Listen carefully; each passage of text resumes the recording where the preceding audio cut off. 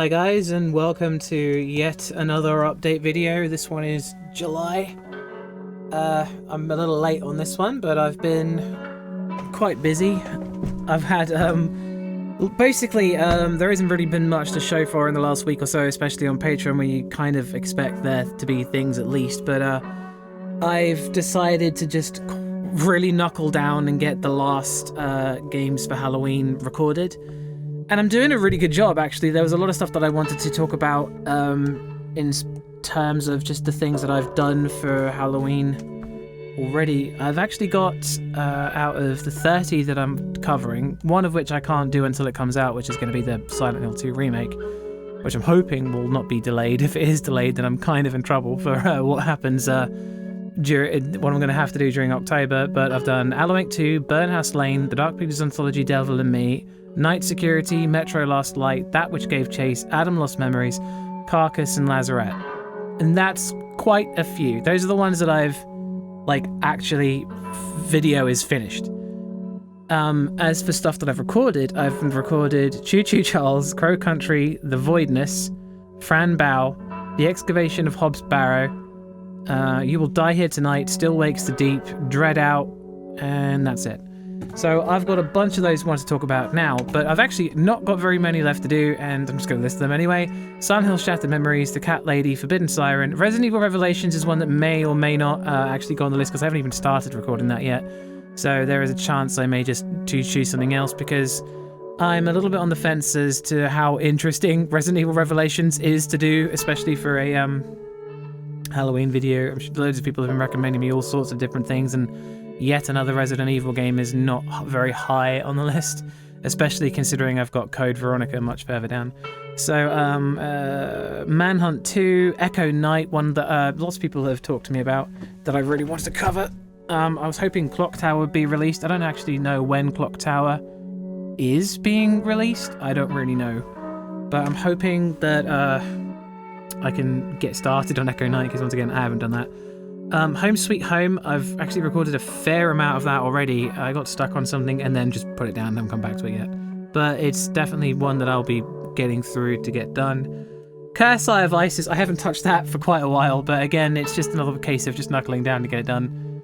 Cannibal Abductions, I've recorded I think at least half of that. Nightmare Creatures, I've recorded a fair amount of that too.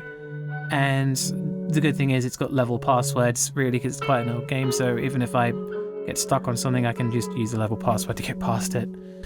But that's about that. Resident Evil Code Veronica, recorded a fair amount of that. At least I left the first area to get into the castle, but I don't really know how long the game is. But I'm quite pleased with that, and Silent Hill 2 Remake isn't even out, so no progress on that one, unfortunately.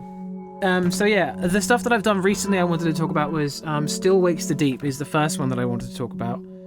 And yeah, that was really good. I was I'm really glad that I got it while Game Pass was still good, because they're changing all the pricing on that recently, and I don't think I'll be able to afford to continue doing it. So I'm glad that I at least got that out of it before it left. Still Wakes the Deep was not the best horror game ever, but I really enjoyed it nonetheless. There is something so authentic about the proper 1970 Scottish oil rig with the voice acting was fantastic, and I think it's brilliant but also hilarious that people had to have proper translations at the bottom with full-on text saying what the slang meant. And obviously, I'm from England, I I know a lot of this stuff already, so for me it was highly amusing and really entertaining. And the horror was better than I was anticipating, because the Chinese Room are very famous for doing Amnesia and Machine for Pigs, and Machine for Pigs was famously not particularly frightening in comparison to the games that it was, compared with, like Amnesia: The Dark Descent, which is not a great comparison for the Machine for Pigs to be made. It was definitely not a bad game, but I think a lot of people just went into it expecting something like Amnesia: The Dark Descent, and they got a Machine for Pigs. But Still Wakes the Deep was definitely trying harder with a lot of different things to make it more interesting and more frightening at the same time. I'm not gonna lie, I don't think all of the gameplay stuff worked particularly well, because there are loads of points where there were some points where I was definitely on edge doing some of the platforming when it came to like jumping over these really narrow parts underneath the oil rig that were quite intense, but most of it was just sort of, you got used to it after a while and you didn't really think about it very much anymore. Like, it was very hard to fall into stuff and get hurt, so that's kind of it. If you hear Discord noises, it's because one of my friends is messaging me relentlessly during this. But Still Wakes the Deep I was pretty impressed with it. There were some parts in it that were legitimately frightening that I was like, that's very good. You know, far more than I was anticipating. I played through that whole game from start to finish, and I really like it. How it's going to reflect in the review is going to be something else, though. Crow Country is another one that I really wanted to talk about, and lots of people recommended it, and I have to admit it wasn't really what I was anticipating at all when I ended up finally playing the game, but I ended up really enjoying that also. Went back to it time and time again to finish it quite recently.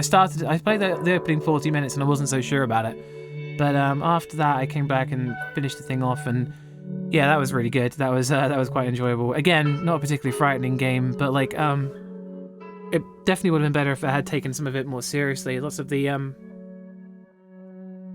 enemies were like, they had great music to go with them, but then they were like, you know, not really threatening at all. And even the ones that were like, you know, stand out didn't really, you know, they weren't frightening. There were some quite more intense parts with just basic survival horror management and stuff like that. But I found that there were lots of places where you could just... I don't think I ever fully ran out of anything. Like, there were no points where I was like, damn, I'm in trouble. Even though I felt like I spent more ammo than I should have, like, I still managed to walk away from stuff with, like, at least some ammo to get something else with. So, you know, that could have been worse. I like the atmosphere in it, and I really loved the graphics of the game. It's I like the little amusing flavor text sort of things, where like Mara would look at a door for delivering trucks and goes, "I'm not a delivery truck, so I can't go through." And I'm like, of course. But that was really good too. The Excavation of Hobbs Barrow is one that I just wanted to give a go at because it's a Wadjet Eye game. And they made Strangeland, and they made another one called Primordia, which is quite old now. But I really enjoyed Primordia, and I really enjoyed Strangeland. But I think that The Excavation of Hobbs Barrow is the first one that I would say is like properly a true horror game, and it's very good. Very, very good, especially the story, because it's mostly just point and click.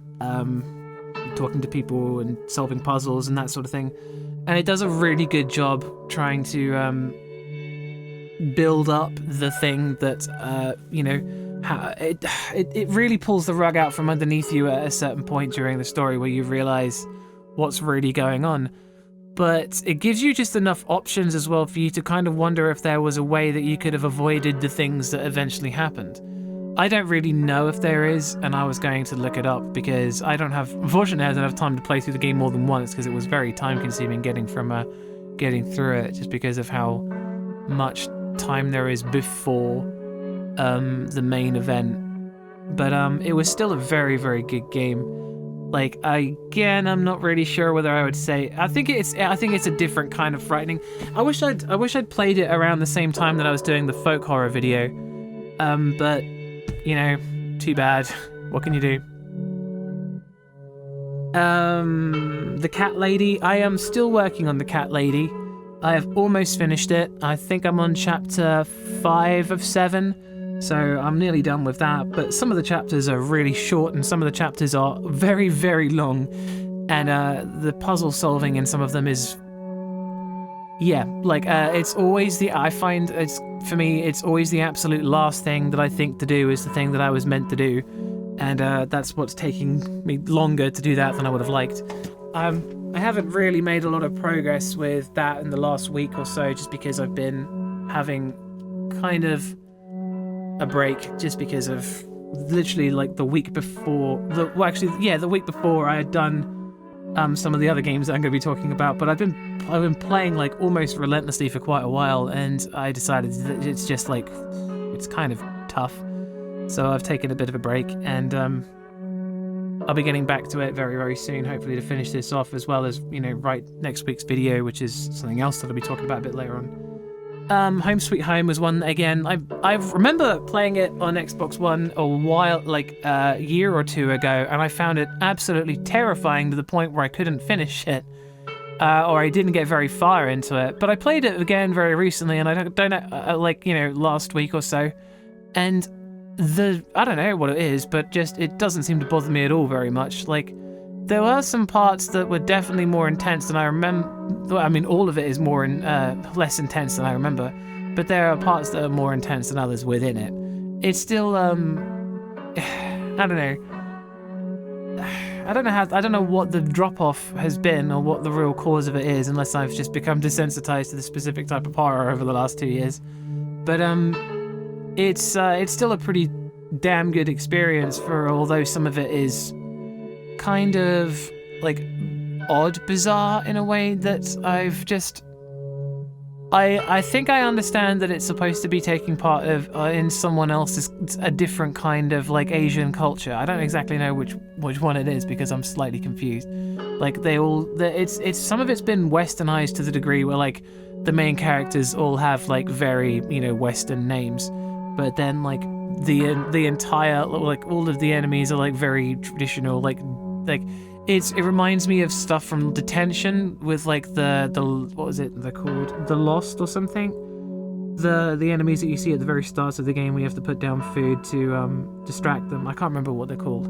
But, the roaming protagonist, or antagonist in this game has a very similar look and vibe. It's I hate to generalize, but Japanese ghost girl sort of thing with the pale grey skin, something out of The Grudge. And yeah, that was Home Sweet Home's pretty good. But I don't know how I'm going to write it because I remember being far more frightened the first time than I do now, and it's one of those ones where I've just don't know how to feel about it at the moment. Fran Bow was brilliant. Fran Bow was really, really good. And again, Fran Bow was just the right kind of disturbing and upsetting that would probably not fall into the traditional scares. There's no jump scares or scripted events or anything like that really in the game that's supposed to legitimately frighten you. But so much of it happening to the girl is just so upsetting. And the way that she deals with it as well makes it just a very, very hard game to get through. I don't know how else to really phrase it. I'm gonna have to really pull out the stops for writing that one. But I'm glad that I finished it because I've had it in my library for probably about 6 years. I bought it a long time ago and haven't really got around to finishing it, but now I'm glad that it's finally done. I can include it in this year's Halloween, yay. You Will Die Here Tonight is I've shown, well, I mean, you can see it in the background of this, but You Will Die Here Tonight was really actually quite good. I really enjoyed the tense atmosphere of the survival horror stuff, even though some of it felt the problem was a lot of the atmosphere pivoted on very specific items and whether you could find them or not. So you had 6 characters, and if they all died, it was game over unless you had a coin. And if you found the coin, you could put the coin in and get all 6 characters back for another go to continue from where you were. And there were points where you were getting near the end of your last character, and then oh my god, you found a coin, and suddenly the pressure has gone. You can continue onwards, and wow, yeah, until it gets near that point again. And I think I finished the game with I think I had 1 coin left, so I wasn't particularly worried, but I still managed to finish the game on the last character for that specific set. Although the game kind of bugged out for me at the end, or it was just more confusing than I think it should have been, but it was still very good.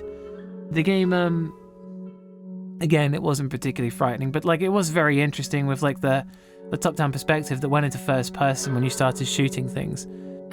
So that's it for the ones that I've done recently. There aren't very many other things to talk about in terms of ones that I've done that I've probably already covered in a previous video.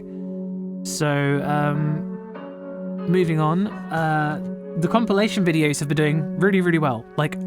stunningly well. I was not prepared, especially for the recent one that I did. I was not prepared. Like, I know it's the longest one and people like ridiculously long videos, but like the 6-hour video of all the compilations, every single video from 2023 was kind of jaw-dropping in the terms of just, you know, how fast I think it's at 5,000 or something now. I was really not anticipating that.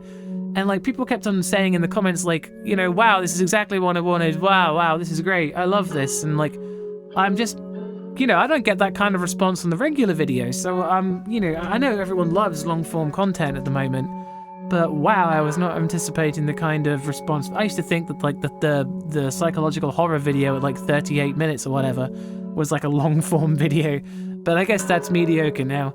Like 6 hours or more is really the way I need to go. I just need to make more 6-hour videos, unfortunately. But yeah, it's been fantastic. I'm looking at trying. There's not very many more that unfortunately I can do without just repeating myself, which I'm already having to do with like I'm doing one that's actually uploading now probably because it takes so long to. It took like 8 or 9 hours to render the video, and then another 10 hours to upload it because my internet out here is not great. So like, you know, one computer is busy for the entire day, so pretty much. But I'm doing one, basically it's all of the original, the Harry Mason videos, so like atmosphere, scares and all that stuff. And then everything else, which was the literal video called Everything Else. And then it moves on to scripted event, video, jump scares. I've realized whilst talking a minute ago that I have not added the folk horror video, so that's a bummer. Because there's no way I'm going to be re-rendering the entire thing now to do it with it in, so that's just going to have to stay out. The jump scares video, the scariest game one, which is literally like last week's video, and then the cosmic horror series, so there's like part 1, part 2 and part 3, and then at the very end of that, the psychological horror video. So there's quite a lot in there. It's at least 3.5 hours, I think. I think it's 3.5, it might be 3 hours. But there's a lot in there for that one. And then after that, I was going to try and choose all the other Stray reviews that aren't part of a Halloween or something to then combine all of them together. And then that would just have to be the last one because I really don't have any more to post. Like, I'll just be copying my own content again. So the next one that I'm working on in terms of the stuff that I'm writing at the moment is the horror game graphics one. Then after that, it'll be the most atmospheric game.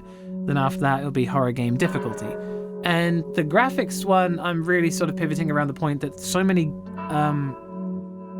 really good as well games that have come out of late have been of the like Crow Country and like Hobbs Barrow and stuff like that, like using either pixel art or early PlayStation graphics and stuff, and how well that kind of thing will impact the effectiveness of a horror game. Because really, like, I mean, if you take literally, like, you know, Crow Country, Hobbs Barrow, The Cat Lady, Home Sweet Home, and like You Will Die Here Tonight, they all use very different, like, you know, types of ways to present the game, and they're all just as effective as each other. None of them I would say is like, no, I don't think anything would besides maybe, I could say maybe you could argue a point-and-click adventure doesn't quite have the same kind of fear factor as, you know, obviously like first person or like a third person sort of game, but that's more of like a stylistic choice of the gameplay rather than like the actual graphics themselves. Like, I very rarely sit down and talk about graphics just because like I very rarely think that they're important in a way, but like this will be like the only time that I guess I'm probably going to directly address it, just because I think it's I think it's worth talking about once. Like, I think the horror game difficulty one is worth talking about once, because like that's a very different thing, because like horror game difficulty plays more into sort of how frightening the game can be, because you have in my opinion, you have a very, very fine balance with horror game difficulty between being too easy and therefore not frightening, too hard and therefore being frustrating and therefore not frightening, and being just hard enough to instill a sense of panic and dread based on the kind of tasks that you may be asked to do, and then sort of, you know, the lower end of that where it's still challenging enough to make you worry that you may make a mistake. So like there's quite a wide margin thing. Obviously the most of this is going to be refined when I write it down. Like I'm taking two very specific ideas with the graphics one and the horror and the difficulty one to try and make videos out of them with examples and stuff to really sort of drive the point home. And probably Darkwood and Emily Wants to Play are going to get mentioned, let's be honest. They're probably just going to be in both videos for some reason. But that's where those two are going. I like to do these. I wanted to do more into sound design and stuff and start talking about that, or talk more about stories and things, but there's lots of other stuff that I can bring up within these videos to keep them at least entertaining to watch. I do worry that sometimes the scripts that I've been writing of late have been unengaging, but like people keep on saying stuff's really well written, and I'm, you know, surprised to say the least. Like coming from the psychological horror video, like where it took ages and ages and ages to like rewrite, to being able to write something quite quickly and have it turn out very well is still kind of catching me by surprise. The most atmospheric game isn't really going to be very much different from the scariest game, but I think the goal of it is to find the game that is the most frightening based on its atmosphere alone, which may end up with some overlaps with the scariest game thing. I'm not sure. This thing is, I want to kind of continue this series with like the goriest game and like, you know, the game with the best sound design and the game with the best story, and like see how they kind of impact the different aspects of what I consider to be a good horror game with that sort of thing. But yeah, there's a lot of stuff that I'm working on at the moment, but as I've said, the last week or so I've basically just been taking a break just because work's been a bit hard of late with various people not being at there, and outside of that I've just needed a bit of a break. Like constantly playing horror games as well just kind of wears you down after a bit, so you need a bit of a break, and I have been doing very well, and I'm very pleased with the progress that I've made to the point where I've not got that many left to do, and I can always change things out and, you know, replace some of these longer games with easier ones, and then save the stuff for next year, or post it in the middle of the year, or even just write the review, you know, as a written review. But I've got lots of options available, and I'm not really worried about it at the moment. I'm pleased with how it's all going, and that's really all I have to say. I'm disappointed that I haven't been putting very much on Patreon, but this will be going on Patreon, so that'll be something, I suppose. But thank you once again to everyone who is with the lots of subscribers. Oh yeah, I forgot I hit 5,000. We blazed past that. Like I was so like the last 4 or 5 videos have done very, very well. Like nearly all of them besides like the top 25 continued list have gone like over 1,000, which is way more than like I was getting earlier this year, or even like late last year for stuff. I know that there is a higher response for like the analysis videos and videos on a very specific topic as opposed to just a game, because the problem with games just covering one specific game is not everyone's interested in that one game. But I'm still just wow, you know. I don't know. I was gonna try. I noticed it happen, but it was over and gone before I could really had time to make a post on it. We've already, I think, like 5,100 and something or other, and I'm like, damn, like I missed 5k. We're at 5.1k now already, and the growth of late has been really good, and I don't really know what's contributing to it other than the type of video, or because again, like with like I was saying about earlier with the compilation stuff, you know, I've been making these individual videos for years, but I guess putting them all together was really the key, or just making longer form content because people seem to really enjoy that. And there you go. I don't know, people just like to put on 6-hour videos of me covering like 30 games. So, of course, after this year's Halloween, assuming that it all goes very well, there'll be another long compilation of every game that I covered this year's Halloween. So that's another one, I guess, to look out for in the future. So yeah, that's really all I had to do again, to sort of start rambling near the end of the video. But that's all of the stuff. I will thank you very much once again, and I will see you guys all next time, I guess.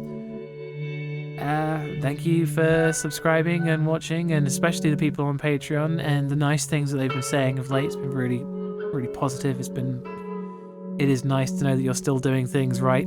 And thank you, and thanks for subscribing and watching.